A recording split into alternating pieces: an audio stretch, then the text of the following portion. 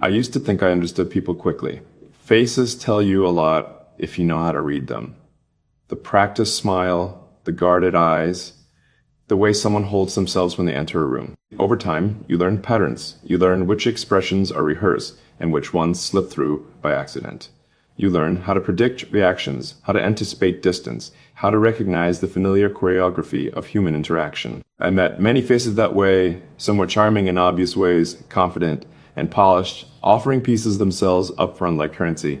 Others were quieter, reserved, hiding behind politeness or humor, careful not to reveal too much. There were faces that carried hunger, faces that carried pride, faces that carried exhaustion they tried to disguise.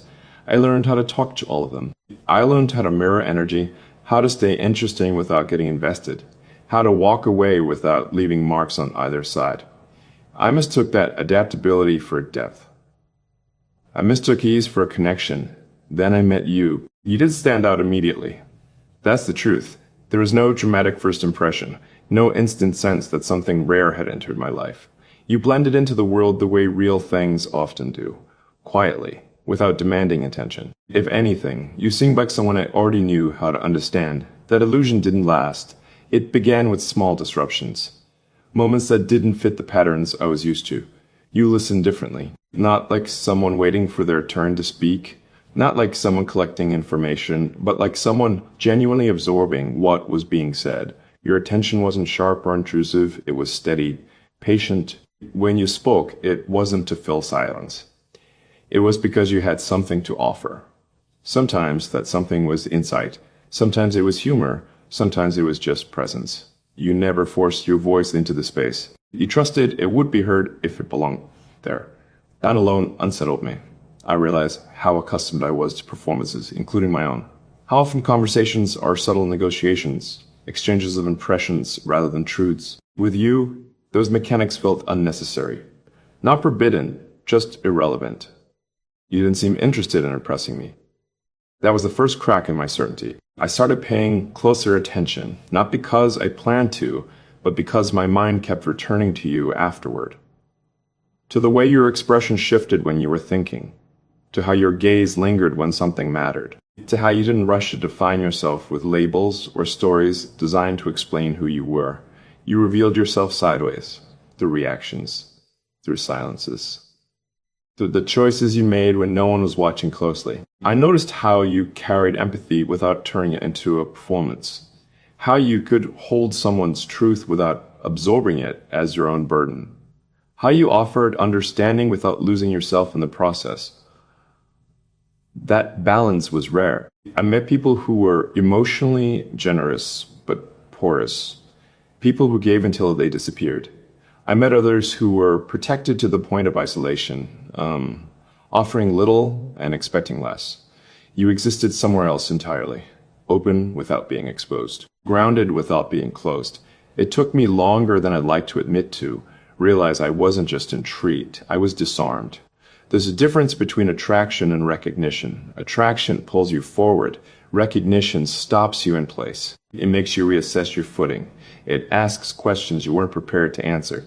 You made me aware of myself in ways I hadn't been before. Not self-conscious, but self-honest. I became aware of where I'd learned to skim surfaces instead of diving deeper, where I'd confused intensity with intimacy, where I'd chosen familiarity over truth because it was easier to manage. Around you, those habits felt visible. Not judged, just illuminated. You had a way of seeing past what people offered and responding to what they meant. Sometimes that meant silence instead of reassurance. Sometimes it meant a gentle redirection instead of agreement. Sometimes it meant staying present when others would change the subject. I watched people relax around you without realizing why. I watched them speak more freely, linger longer, reveal pieces of themselves they usually kept hidden. You didn't extract those things, you made room for them. At some point, I realized I wanted that room too. I didn't approach it boldly. That wouldn't have worked. Something about you demanded a different pace, a slower entry, an attentiveness that couldn't be faked. So I let myself be gradual. I spoke without over-editing. I admitted uncertainty instead of smoothing it over. I allowed pauses to exist without rushing to resolve them. Each time you met me there, not with approval or reward, but with steadiness. That steadiness did something to me. I began to feel less like I was navigating and more like I was arriving. There were moments when I caught myself studying your expressions the way one studies weather patterns, not to predict storms, but to understand seasons. The way your mood shifted when you felt safe versus when you were bracing. The subtle difference between your laughter when you were relaxed and when you were deflecting. I didn't want to decode you. I wanted to understand you. And that distinction mattered. You didn't feel like a puzzle to solve or a story to conquer. You felt like a presence to respect. Someone whose inner world wasn't hidden but protected, not out of fear, but discernment. I realized how often people mistake accessibility for authenticity, how quickly they trust what is readily available and overlook what requires patience. You were patient by nature, not passive, but deliberate. You chose when to step forward and when to remain still. That choice carried weight. Being around you made me more careful, not cautious, but intentional. I thought more before speaking. I listened more deeply. I noticed when my instincts leaned toward performance instead of honesty and gently corrected course. You didn't demand that of me. You inspired it. There's a quiet courage in being yourself without insisting others follow suit, in letting your way of being speak louder than any expectation you place on the people around you. I saw that courage in you. It showed up in how you set boundaries without hostility, in how you expressed disagreement without diminishing anyone, in how you walked away from situations that didn't align with you. Not dramatically, just decisively. I realized then that I hadn't met a soul like yours before, because I hadn't slowed down enough to recognize one. The world rewards volume, certainty, speed. You move differently. You valued clarity over noise, presence over performance, truth over convenience. Those values weren't announced, they were lived. Being close to that kind of integrity changes you. It changed how I measured connection, changed what I paid attention to, changed what I wanted to offer in return. I stopped asking myself how I was coming across and started asking whether I was being real. I stopped trying to maintain equilibrium and allowed imbalance when it meant honesty. I stopped treating vulnerability like a calculated risk and began seeing it as a shared language. You spoke that language fluently, without overusing it. There was no moment where I decided you mattered more than others. It was a gradual realization, one built from consistency rather than intensity. From the accumulation of small, meaningful interactions that didn't fade after they ended. You stayed with me, in thoughts, in shifts of perspective, in the way I found myself pausing before reacting, considering more than one angle, holding space where I once filled it. I met many faces that reflected parts of me back. Desire, curiosity, ego, comfort. But you reflected my capacity to be better without implying I was lacking. That's what made it different. That's what made it rare. I don't know what name this connection deserves. I don't know where it will settle or how it will evolve. I've learned not to rush those questions, especially with someone like you. What I do know is this. Meeting you recalibrated something fundamental in me. It reminded me that depth doesn't announce itself, that sincerity doesn't need witnesses, that the most meaningful connections often arrive quietly and stay because you choose to tend to them. I met many faces, yes, but I had never met a soul that invited me to be more present, more honest, more grounded, simply by being exactly who they are. And that is not something you forget. Not quickly. Not ever. It didn't deepen in a dramatic way. That would have been too obvious, too loud for something that had always moved with quiet intention. What happened instead was a slow recalibration of my inner world, the kind you don't notice until you realize your reactions have changed, the kind that sneaks up on you through ordinary moments and leaves you slightly altered without asking permission. I began carrying you with me in ways that felt unfamiliar, not as a thought I chased, but as a presence that shaped how I moved through people, through conversations, through myself. I'd be listening to someone speak and catch myself noticing the spaces they skipped over, the emotions they circled but never touched. I'd wonder, briefly, how you would hear them, what you'd notice, what you'd leave unsaid out of respect rather than indifference. That alone told me how deeply you'd settled into my perception. Before you, I believed connection was something you either felt instantly or built deliberately.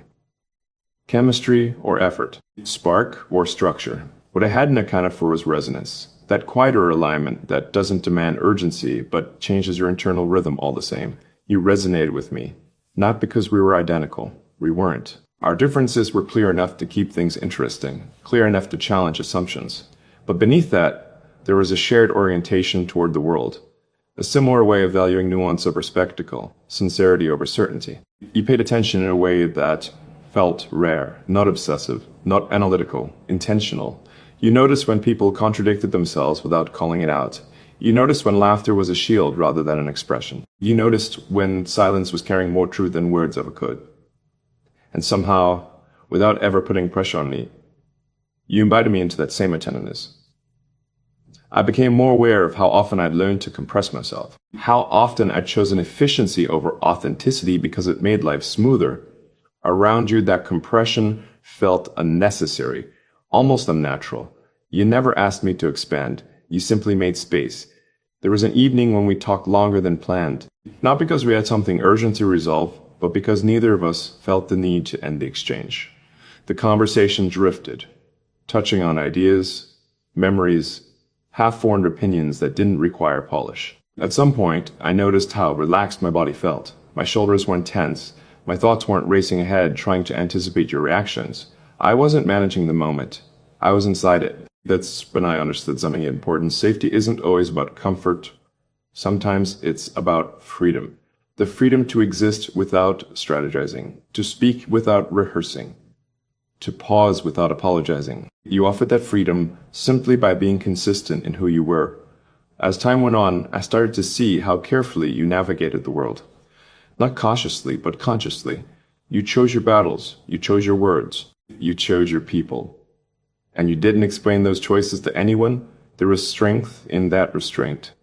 A kind of self-trust that didn't rely on validation. You weren't trying to be misunderstood, but you weren't afraid of it either. You knew what mattered to you, and you let that guide your movements quietly. Watching that shifted something in me. I began questioning where I'd been over-explaining myself, where I'd been justifying boundaries that didn't need defense, where I'd been offering access to people who hadn't earned it simply because they were available. You weren't closed, you were selective.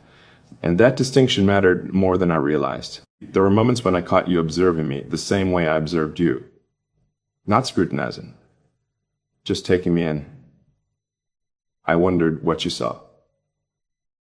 Which parts of me felt steady to you? Which ones felt unfinished? The thought didn't make me anxious. It made me curious. I wanted to be seen by you, not in a validating way, but in a truthful one. I wanted whatever you noticed to be real, not curated. So I stopped performing. I spoke more plainly. I admitted when I didn't have answers. I let my humor exist without using it as camouflage. And every time I did, you met me there, without reward or withdrawal. Just presence. That steadiness did something subtle, but profound. It taught me that intimacy isn't built through intensity alone. It's built through reliability. Through showing up the same way on ordinary days as you do on meaningful ones. You showed up even when nothing special was happening. Especially then, I realized how often people save their best attention for moments that feel important, neglecting the in-between spaces where real connection actually lives. You treated those spaces with reverence. You didn't rush past them. You didn't fill them unnecessarily. You let them breathe. There was a quiet afternoon where we sat near each other, doing separate things, occasionally exchanging comments that didn't need continuation. At one point, you glanced at me and smiled, not because of anything I'd done, but because I was there. That smile wasn't about attraction, it was about acknowledgement. And it landed deeper than I expected. I started to understand that your presence wasn't something that demanded my attention. It earned it, slowly, naturally, without effort. I found myself becoming protective of that presence, not in a possessive sense, but in a respectful one. I didn't want to drag it into spaces that would cheapen it. I didn't want to force it into narratives that weren't ready to hold it. You didn't belong to spectacle. You belong to depth. And depth requires patience. There were moments when the world felt loud around us, when expectations pressed in, when conversations leaned toward convenience instead of truth. I noticed how you handled those moments with grace, how you didn't fight the noise, but didn't absorb it either. You stayed anchored. That anchoring affected me more than any overt gesture ever could. I learned that not every connection needs to be defined immediately to be valid, that some bonds exist comfortably without labels, growing stronger precisely because they aren't rushed into frameworks that limit them. With you, ambiguity didn't feel like uncertainty. It felt like trust. Trust that whatever this was didn't need to be forced into clarity to remain meaningful. Trust that if it needed to evolve, it would do so organically. I'd never experienced that before. Most connections I've known either burned fast or faded quietly. Yours did neither. It lingered, deepened, wove itself into my daily awareness until it became part of how I moved through the world.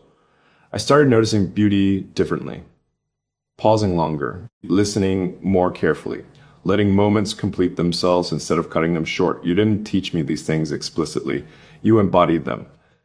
And being around that kind of embodiment changes you. I became less interested in being impressive and more invested in being aligned, less drawn to intensity for its own sake, more attentive to consistency, less willing to tolerate connections that thrived on confusion instead of clarity. You recalibrated my standards without ever asking me to raise them. There was a moment, quiet and unremarkable on the surface, where I realized something that stayed with me. I trusted you. Not because you'd proven anything dramatically, not because you'd promised me anything at all, but because your actions matched your presence. Because there was no dissonance between who you were in different contexts. You were the same in stillness as you were in motion. That kind of integrity is rare, and once you encounter it, it becomes impossible to unsee the absence of it elsewhere.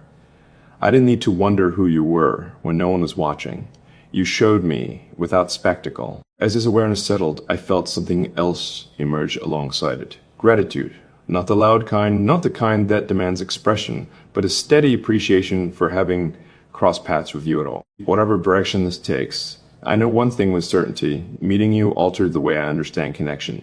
It taught me that the deepest bonds don't always announce themselves with urgency. Sometimes they arrive quietly, reshape you gently, and stay because you choose to honor them. I met many faces before you. Faces that taught me lessons, offered moments, left impressions. But knowing you taught me something rare, how to be present without pressure, how to care without possession, how to recognize depth without trying to claim it. And that understanding continues to unfold one quiet moment at a time. It didn't transform overnight. If anything, it resists transformation in the way loud stories usually define it. There was no sudden escalation, no turning point that demanded recognition. What unfolded instead was a deepening awareness, one that moved quietly through my days, rearranging things from the inside out. I began to notice how often my mind returned to you without invitation. Not obsessively, not urgently, more like a gentle recalibration, a subtle check-in, as if some internal compass had adjusted its true north and now kept referencing it without effort. I'd be in the middle of something ordinary and catch myself thinking about how you'd respond to it. Not what you'd say exactly, but how you'd listen. Whether you'd tilt your head slightly, whether you'd pause before replying, whether you'd let the moment breathe instead of rushing to fill it. That's when I realized this wasn't about fascination anymore. It was about influence. You were influencing how I moved through the world. Before you, I had a habit of smoothing edges, of translating myself into versions that were easier to receive. I didn't think of it as dishonesty, it felt more like adaptability, like knowing how to exist without fiction. But slowly, subtly, that habit began to fall away. Not because you challenged it directly, but because it felt unnecessary in your presence. You didn't require accessibility, you required sincerity. And that difference mattered more than I ever expected. There were moments when I caught myself almost reverting, offering a lighter version of a thought, a less complicated truth. Each time, something in me paused, asked whether that was actually needed, whether clarity might be more respectful than convenience. More often than not, I chose clarity, and each time I did, you met me there without recoil.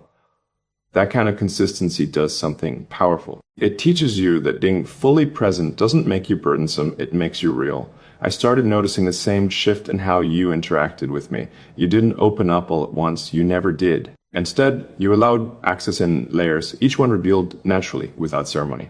You spoke about your inner world with a measured honesty, not guarded but discerning. You didn't romanticize your past or dramatize your growth. You acknowledged both with the same grounded tone, as if they were simply facts of your landscape rather than defining features.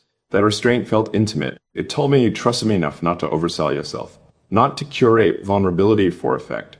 You trusted that I'd listen without needing performance. And I did. There was a day when something unsettled you. You didn't announce it. You didn't withdraw completely either. You simply became quieter, more inward. I noticed immediately, not because of any obvious sign, but because your energy shifted slightly, like a room where the light has dimmed just enough to be perceptible. I didn't ask what was wrong. I adjusted, I slowed my speech, I left more space, I stayed close without crowding. When you eventually spoke, it wasn't a confession. Just a few sentences, carefully chosen, that hinted at what you were carrying.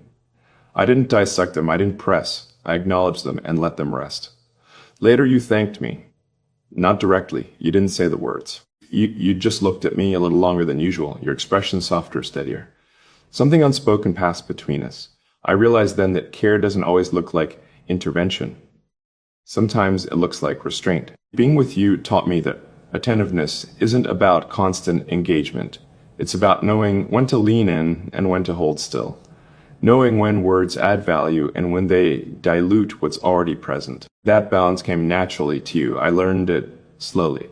There are moments when I wanted to define what this was, not because I needed certainty, but because I'm human, and language feels like control. Naming things gives the illusion of mastery. It makes uncertainty feel manageable. But every time I approached that impulse, something stopped me. Not fear, respect. Whatever this was, it deserved to remain unforced. It deserved room to breathe, to grow at its own pace, to reveal itself through lived moments rather than declarations.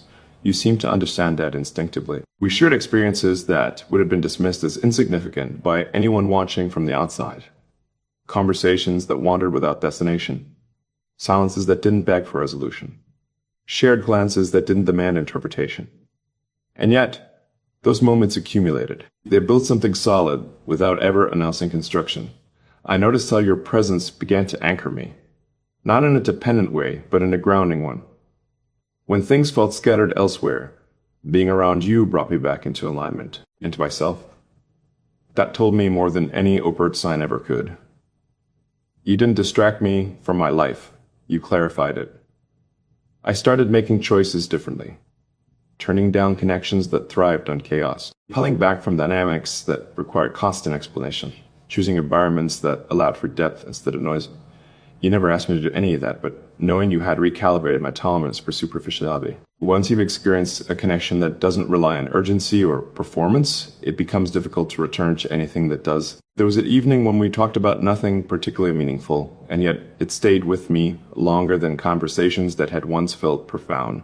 We laughed, shared small observations, let the night unfold without agenda. At one point you said something simple, almost offhand, about how rare it is to feel understood without having to over-explain.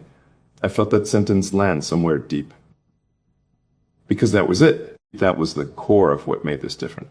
With you, understanding wasn't extracted or negotiated. It was built organically.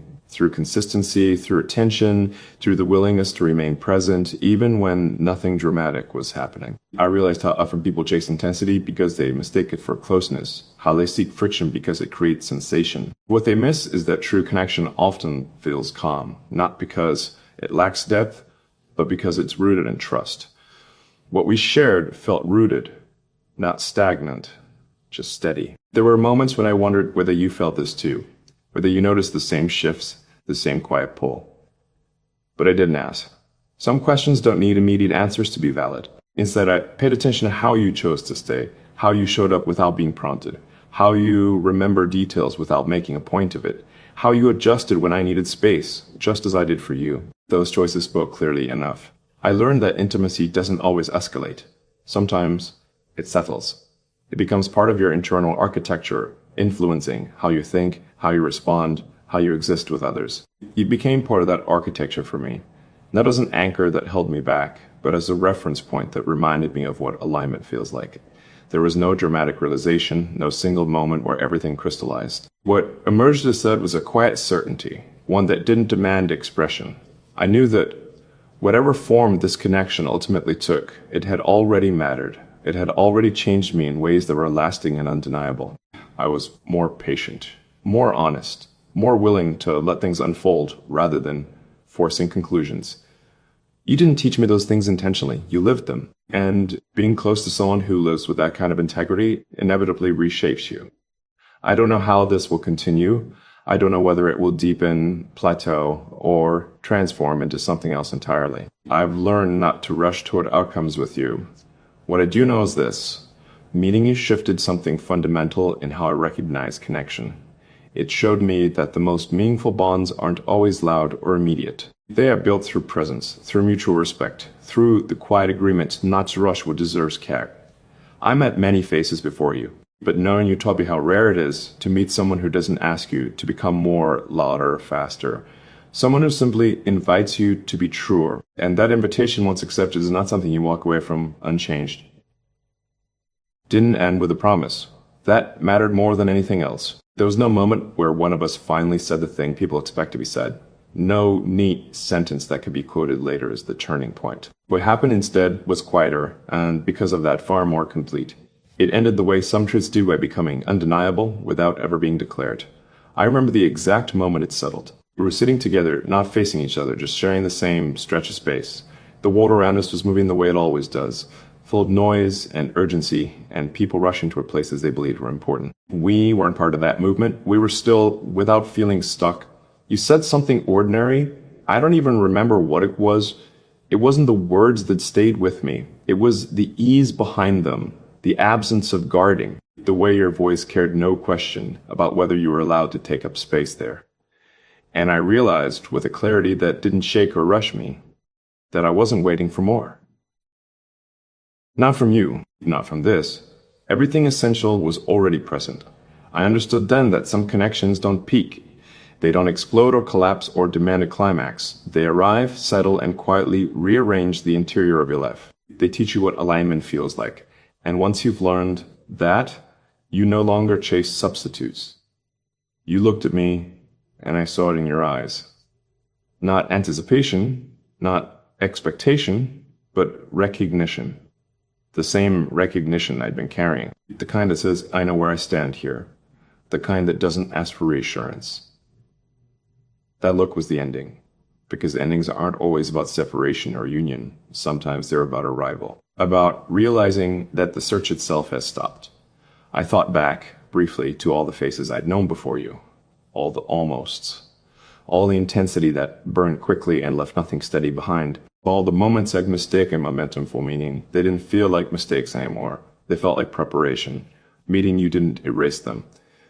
It contextualized them. It showed me the difference between being drawn towards something and being grounded by someone. With you, I wasn't leaning forward or bracing myself. I was standing evenly, fully, as myself. That was the gift. I didn't need to imagine futures or rewrite pasts. I didn't need certainty wrapped in language. I didn't need reassurance disguised as passion. What existed between us didn't rely on escalation to prove its worth.